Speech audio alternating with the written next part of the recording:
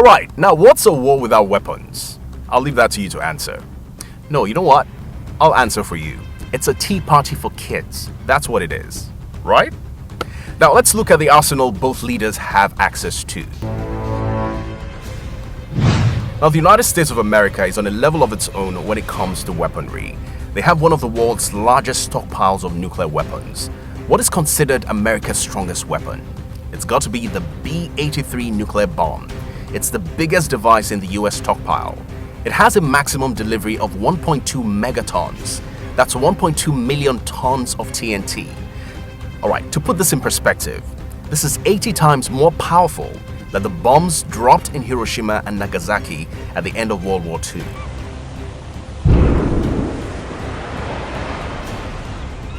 The B-83 weighs 1.5 tons and entered service in 1983. The US has one of the most advanced weapon systems in the world and supplies her troops with the most sophisticated weaponry, gears, and vehicles. They also make provisions for future acquisitions.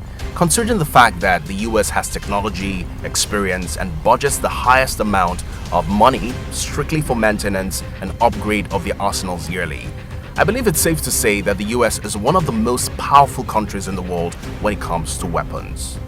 In comparison, Russia is among the 5 recognized nuclear power states with the world's largest stockpile of nuclear weapons. Over half the world's nuclear weapons are owned by Russia. Russia possesses the second largest fleet of ballistic missile submarines and is one of the only 3 countries operating strategic bombers. It is the world's second largest arms exporter and has a large and entirely indigenous defense industry, producing most of its own military equipment. Its most dangerous weapon would have to be the RDS-220 hydrogen bomb, affectionately dubbed the Tsar bomber, which is 50 megatons. Yes, you heard that right. It is considered the most powerful nuclear bomb ever built and was tested by the Soviet Union on 30th October 1961 over Novaya Zemlya. Столб, поднимающийся с земли, быстро увеличился в объеме. Через несколько... Honestly, deciding who wins in the category of weapons was always going to be a close call. So instead of focusing on who has the most weapons, I'd rather we focus on who has the most weapons of mass destruction and most dangerous nuclear weapon. And that's undoubtedly Russia from what we know so far. Russia has 6,257 nuclear weapons, while the United States has 5,550. So when it comes to weapons, I'd go with Russia, and that means Putin wins this round. And that brings us to the next category of military experience of the 2 leaders. Now, in this hypothetical confrontation, military experience could be an important factor to determining which of these 2 leaders would emerge victorious. A keen understanding of how the military works could make the difference. Yes, there could be military advisors and top generals, but the president would have to make the final call and the key decisions. Many US politicians have had experience serving in the Army, and people have called into question whether the 46th president, Joe Biden, has served.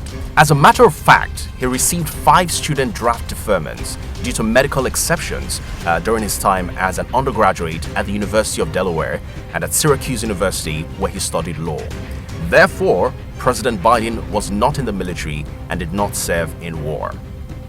Putin, on the other hand, could be said to have had a military background.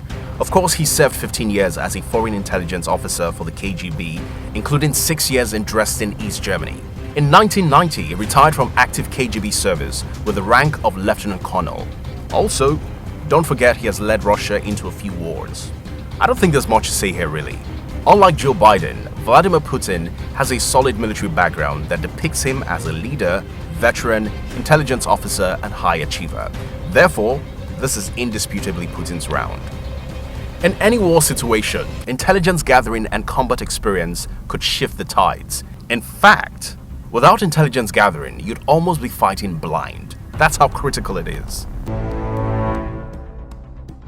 Now, looking at combat experience, the United States has officially declared war 11 times.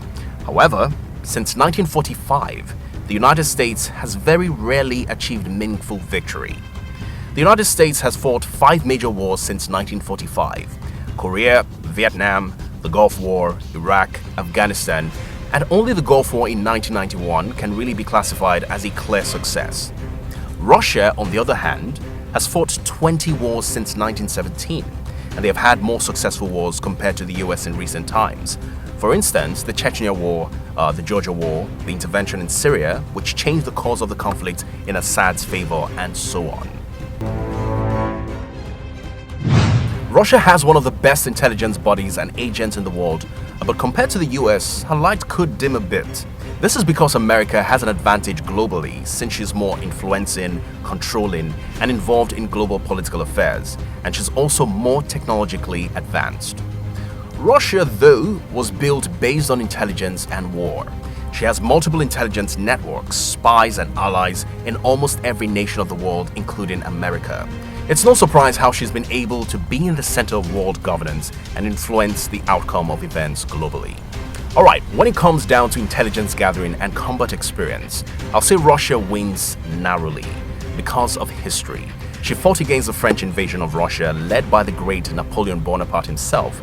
She defeated France in combat, Georgia, Japan, Chechnya, etc. So I'd give this round narrowly to Russia. Alright, we know in a war, it's not these two leaders who will fight directly. But don't you wish it was like that though? To decide which country wins the war, the two leaders have like a boxing or wrestling contest. If that were to be the case, forget it. No need for analysis. Putin, Taekwondo, Judo, KGB, the fight ends in like 3 seconds and we can all go home in time for lunch. Unfortunately, depending on how you see it, that's not the world we live in.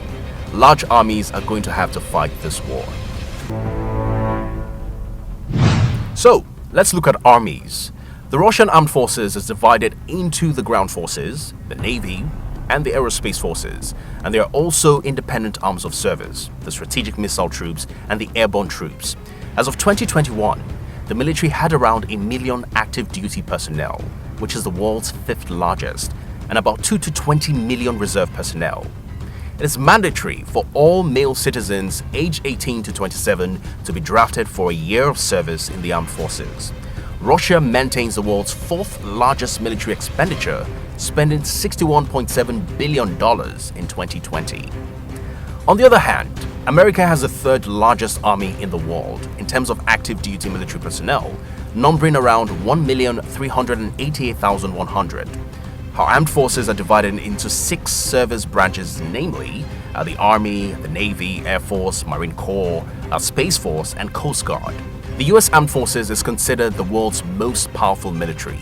The military budget of the United States was $693 billion in 2019, the highest in the world. In 2018, that accounted for 36% of the world's defense expenditures. The U.S. Armed Forces has significant capabilities in both defense and power projection due to its large budget, resulting in advanced and powerful technologies which enables a widespread deployment of the force around the world, including around 800 military bases outside the United States. The U.S. Air Force is the world's largest air force, while the U.S. Army, followed by the U.S. Navy and U.S. Marine Corps combined, are 2nd and 3rd respectively in global rankings of aviation fleet size. The U.S. Navy is the world's largest navy by tonnage. The U.S. Coast Guard is the world's 12th largest maritime force. The U.S. Space Force is the world's only active independent space force. Well, when it comes down to the category of armies, the U.S. edges out Russia, and this can be attributed to its sheer strength, capacity, and structure. And therefore, Joe Biden takes this round. Did you have that friend, like back in school, where if you get into any fight, they always have your back and always come through for you? Wow, good for you. Well, I didn't. My friends in school were too scared to fight, so I had to fight alone. Now, whenever there's a war or confrontation, the quality of allies or friends you have on your side could tip the scale in your favor. Yes, that's another lifeline. Call a friend. That brings us to the next category, which is allies. It's an age-old strategy to have or seek support from an ally nation when the road to victory is rough, unfair, and haunted by uncertainties during war. It's one thing to have allies, and it's another thing to have reliable and effective ones.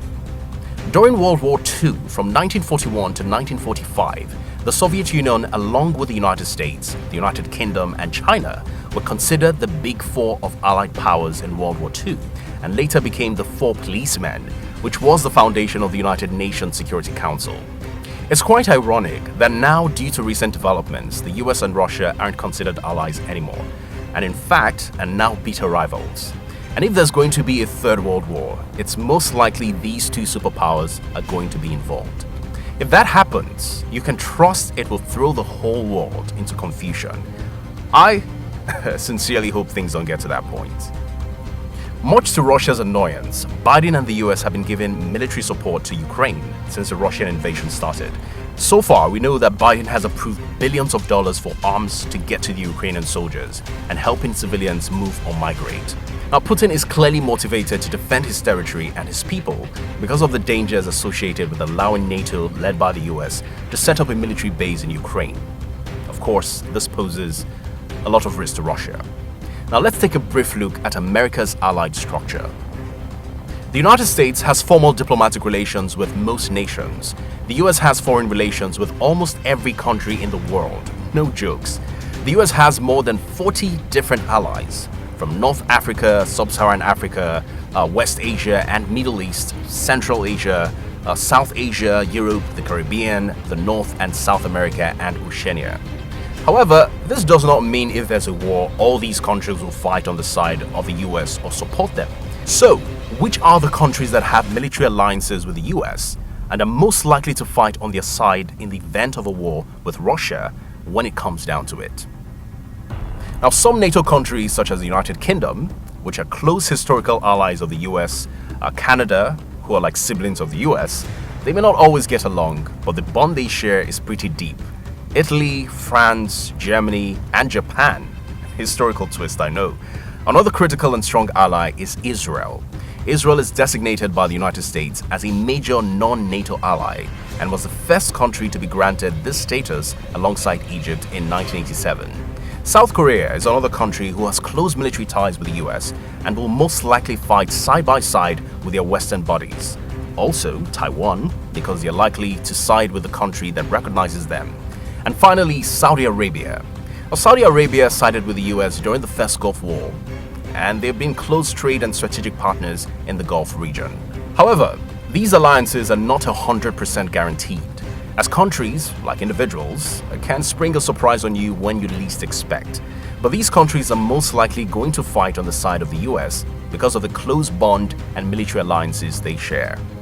On Team Russia, the allies are three main likely ones. First off, there's China. The relationship between China and Russia have blossomed over the years and currently enjoy the best relations they have had since the late 1950s. Although they have no formal alliance, the two countries do have an informal agreement to coordinate diplomatic and economic moves and build up an alliance against the United States. Then there's Iran. The USA and Israel actually consider them enemies, and the Russians back them. Iran will no doubt ally with them. And finally, there's North Korea. This country is allied with China and Russia, and they want to take over the southern half of the country. Alright, so when it comes down to allies, the US obviously has more allies, and pretty formidable ones as well. So does Russia, but nothing compared to what the US can muster. Besides, if China really sides with Russia, we might just see Australia, Japan, and even India get on the side of the US in order to counter China. I think it's very clear who has the upper hand when it comes to allies, and that would be the US, and an extra point for Biden, who wins more categories and the overall matchup. Now, this war scenario is one nobody wants to see play out, because if nuclear weapons of either country are deployed, it might just be the end of the world and no one wins. Thank you so much for watching this video. Please give the video a thumbs up if you liked it, share as well, and kindly turn on the notification bell so whenever I upload a new video, you'd be the first to know. If you haven't subscribed to my channel already, please do so. Till next time, see you on the winning side.